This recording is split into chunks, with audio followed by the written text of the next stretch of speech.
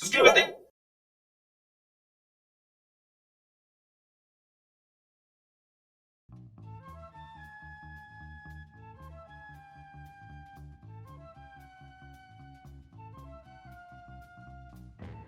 John Roker era un pitcher relevista que hizo su debut con los Atlanta Braves en el año de 1998. Luego de 3 años en el equipo, entre los cuales fue enviado a las menores, Roker fue cambiado a los Cleveland Indians. En Ohio, no logró destacar como lo hizo en Atlanta, por lo que fue cambiado una vez más a los Texas Rangers, equipo de donde fue cortado. Firmó con los Tampa Bay Devil Rays, donde tampoco hizo mucho, terminando su servicio en las mayores en el 2003. Roker no fue un jugador estelar, ni alguien con mucho reconocimiento por lo realizado en el diamante, pero tiene su lugar en este iceberg bien ganado, debido a lo que declaró en una entrevista para la revista Sports Illustrated en 1999. En esta entrevista, John Roker dejó entrever un enorme potencial como un ilustrado de la nueva era, lleno de una escuela de pensamiento revolucionaria que desafiaba lo convencional y lo ético. Cuando se le preguntó si jugaría en la ciudad de Nueva York, Roker respondió: preferiría el retiro. Es la ciudad más estresante y caótica. Imagina tener que tomar el tren 7 hacia el estadio mientras parece que estás viajando a través de Beirut al lado de un niño con el cabello morado, que está al lado de una con sida, que está al lado de un tipo que acaba de salir de prisión por 4ª vez, que está al lado de una madre de 20 años con 4 hijos. Es deprimente. Siguiendo adelante con la increíble demostración de sus más grandes reflexiones, Roker, ahora hablando sobre la afición de los Mets, dijo: en ningún otro lugar del país hay gente que te escupa, que te lance botellas, que te lance monedas, que te lance baterías y te digan: hey, me c*** tu mamá anoche, ella es una p***. Y habla acerca de los degenerados que eran y probaron que estaba en lo correcto. Simplemente diciendo algo, puedo hacer que se enojen lo suficiente para que vayan a casa y abofeteen a sus madres. Y porque 3 es un número más bonito en las estadísticas que el 2, Roker soltó una última Roker quote, esta vez sobre la ciudad de Nueva York completa. Lo que menos me gusta de Nueva York son los extranjeros. No soy un gran fan de los extranjeros. Puedes caminar una cuadra entera en Times Square sin escuchar a nadie hablando inglés. Asiáticos y coreanos y vietnamitas e indios y rusos y gente que habla en español y de todo hay ahí. ¿Cómo demonios entraron a este país? Las radicales, por no decir racistas, ideas de Roker le costaron una suspensión de 14 partidos para la temporada del 2000.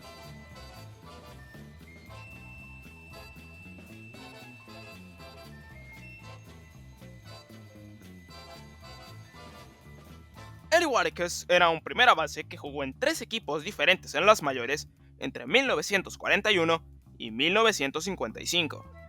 Wadekus se había convertido en una pieza importante para los Cubs a finales de la década de los 40, después de que este regresara de su servicio en las Fuerzas Armadas de los Estados Unidos, convirtiéndose en uno de los jugadores predilectos de la afición de la Ciudad de los Vientos.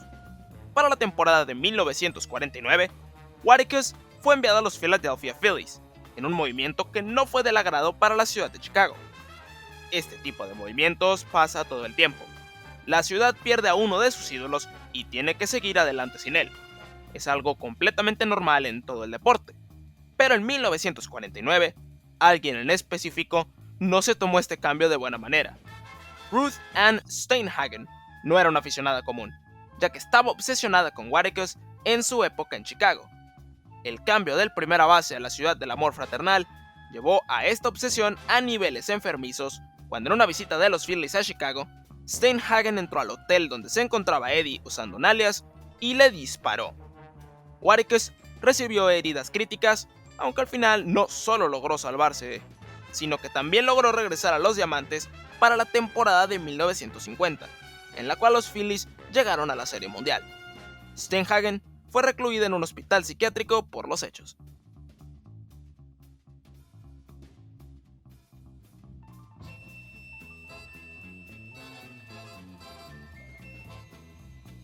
El colapso absoluto de los Oakland Athletics en la temporada actual de 2023 es un caso digno de estudio.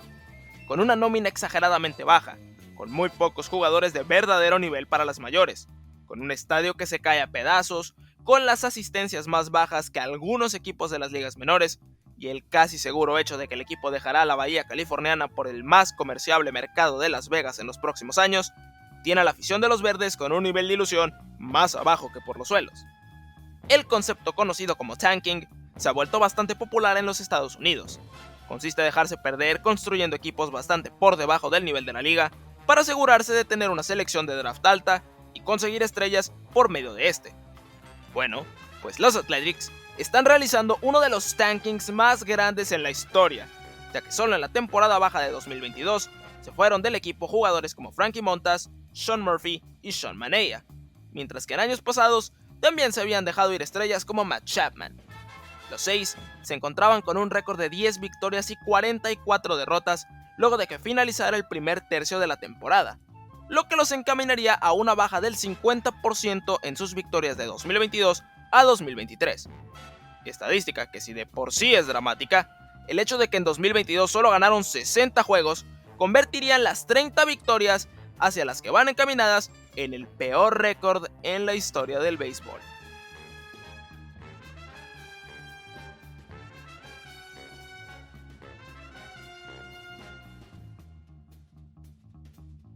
El punto número 34 tiene un pequeño parecido con el punto número 33, ya que involucra demasiado la mala suerte y la mala manera de dirigir a un equipo que tienen los dirigentes de los Los Angeles Angels.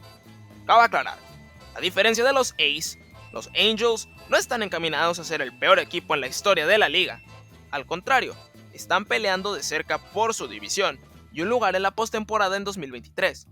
Pero con el talento que tienen, en específico, tener a Mike Trout y a Shohei Ohtani en el mismo equipo y al mismo tiempo, y no tener una sola aparición en playoffs, es un desastre terrible que también es un caso de estudio. El equivalente a que un equipo con Kobe Bryant y Giannis Antetokounmpo ni siquiera llega a los playoffs de la NBA, o que el Paris Saint-Germain con Messi y Mbappé ni siquiera se calificara a la Champions League. Los Angels no han sabido aprovechar la presencia de dos talentos generacionales que pasarán a la historia del béisbol como dos de los más grandes en la historia del deporte para darle a su ciudad ya ni siquiera un título o una victoria en postemporada, pero tan siquiera llegar a estas instancias. El 2023 es un año de matar o morir para los Angels, ya que Ohtani será agente libre y seguramente se convertirá en el atleta con el contrato más grande en la historia del deporte estadounidense, por lo que necesitan competir y dar señales de vida, o una reconstrucción podría estar en el futuro cercano.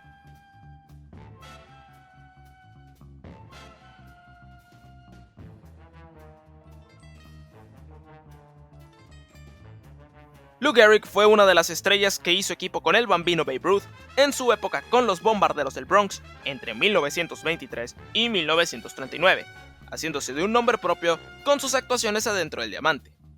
En 16 años, Gehrig batió .340 con 493 home runs y 1995 carreras producidas, todas y cada una de ellas en un uniforme de los New York Yankees. En 1939, a Gehrig se le detectó la enfermedad conocida como esclerosis lateral amiotrófica, una enfermedad del sistema nervioso que ataca las neuronas del cerebro y de la médula espinal, lo que eventualmente produce que los pacientes pierdan su fuerza, su habilidad para moverse y que tengan muchas dificultades para respirar. Gehrig tuvo que retirarse ese mismo año del béisbol por la enfermedad, la cual no era tan conocida en la época. Los Yankees retiraron su número, convirtiéndose su legendario 4 en el primer número retirado en la historia del béisbol, además de que fue inducido al Salón de la Fama también en 1939. Gehrig falleció en 1941 a los 37 años, pero su caso abrió las puertas a una gran cantidad de estudios sobre la enfermedad, la cual hoy en día es conocida como la enfermedad de Lou Gehrig.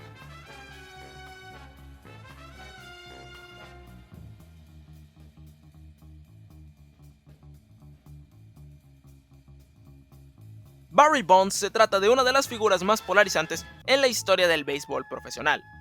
Su talento era innegable, una mezcla pocas veces vista de poder, velocidad y habilidad defensiva, lo convertían en uno de los mejores jugadores de su época a principios de los 90, cuando jugaba con los Pittsburgh Pirates. Bonds dejó a los Pirates para la temporada de 1993, tomando rumbo hacia la bahía con los San Francisco Giants, en donde su leyenda solamente crecería más. En sus primeras 10 temporadas como profesional, Bonds solamente superó la barrera de los 35 home runs en 3 ocasiones, teniendo 42 en 1996, 37 en la incompleta temporada de 1994 y 46 en 1993. Pero en sus siguientes 8 temporadas, Bonds no bajaría de 35 más que una vez, en 1999, cuando tuvo 34. ¿Qué hizo Barry Bonds después de 1997 para que su producción subiera a niveles estratosféricos? Bueno, aquí tenemos una foto de Bonds en 1997, y aquí una de su histórica temporada de 2001, cuando rompió el récord de las mayores con 73 home runs en un año. ¿Notan alguna diferencia? Así es, Bonds aprendió el secreto para un desayuno balanceado claramente, y eso lo convirtió en el cañonero más legendario de la historia, rompiendo el récord de más home runs totales en el 2007, dejando el número final en 762. Bonds no contaba con que se descubriera que su desayuno balanceado era un cóctel de esteroides que ha puesto un asterisco enorme en sus récords, en su carrera y en su reputación, ya que aunque es el bateador de poder más grande de todos los tiempos, Bonds no está en el Salón de la Fama del béisbol.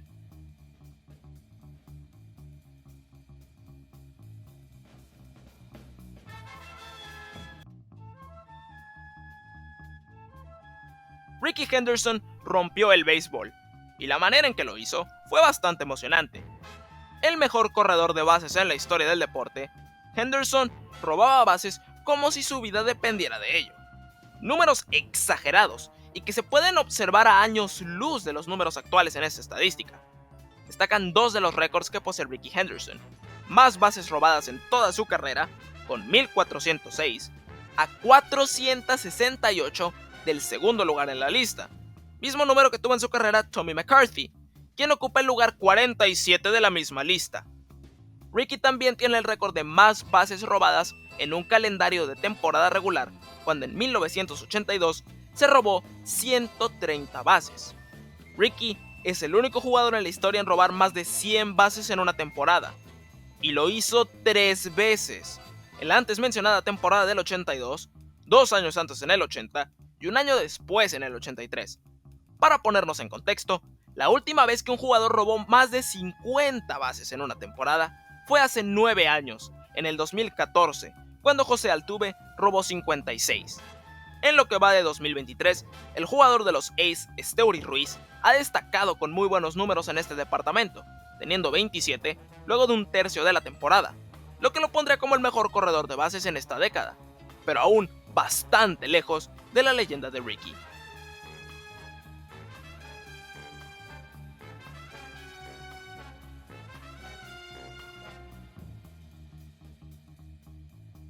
El 15 de julio de 1994, los Cleveland Indians enfrentaban a los Chicago White Sox en el Comiskey Park de Chicago. En la primera entrada de este partido, el manager de los White Sox, Gene Lamont, solicitó la revisión del bat de Albert Bell, ya que había recibido información de que este bat tenía corcho. El corcho vuelve más ligero el bat, por lo que puede realizar un swing más rápido de manera más sencilla y hacer que la pelota viaje más lejos por ende. El bat de Bell fue confiscado por los umpires y sería revisado más adelante. Los Indians sabían que el bat sí tenía corcho, por lo que el relevista Jason Grimsley fue enviado al cuarto de los umpires donde habían dejado el bat para cambiarlo por uno del jugador Paul Sorrento. Grimsley se movió a través del techo para poder entrar al lugar en el estadio visitante, logrando cambiar con éxito los bats. Lo que no logró con éxito fue que se descubriera el truco, ya que los umpires notaron partes del techo en el piso, que el bat nuevo no era tan brillante como el confiscado, y que este tenía la firma de Sorrento en lugar de la de Bell. La MLB investigó el suceso y dio con el culpable, aunque prefirieron negociar con los Indians el evitar un involucramiento del FBI si el equipo simplemente enviaba el bat confiscado originalmente. Los Indians no tuvieron opción y enviaron el bat correcto, descubriéndose que, en efecto, tenía corcho. Bell fue suspendido 10 juegos, aunque eventualmente se bajó la suspensión a solo 7 después de una apelación. Al final del día, poco importó la suspensión y poco importó todo este espectáculo, porque el 12 de agosto, poco menos de un mes después, comenzó la huelga de la liga que terminó con la cancelación de la temporada de 1994.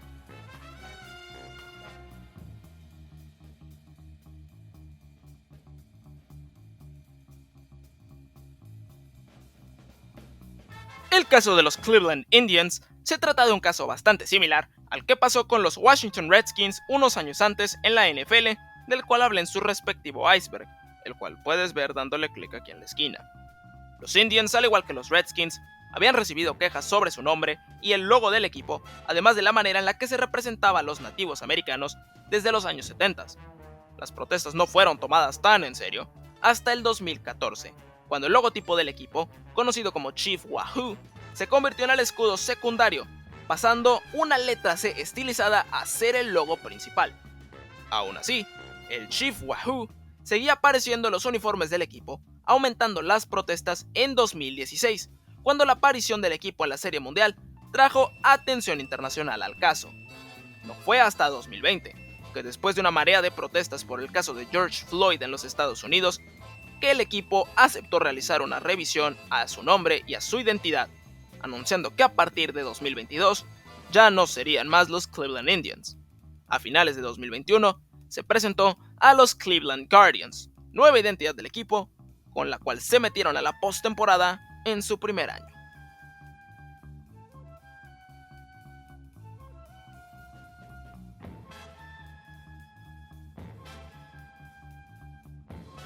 El Juego de las Estrellas de 1957 es recordado por una controversia que cambió la manera de seleccionar a los jugadores que tendrían el honor de participar en estos juegos en los años siguientes. En aquel entonces, la selección de jugadores para el All-Star era completamente de los aficionados, los cuales tenían voz y voto mayor que jugadores, gerentes generales y expertos del deporte.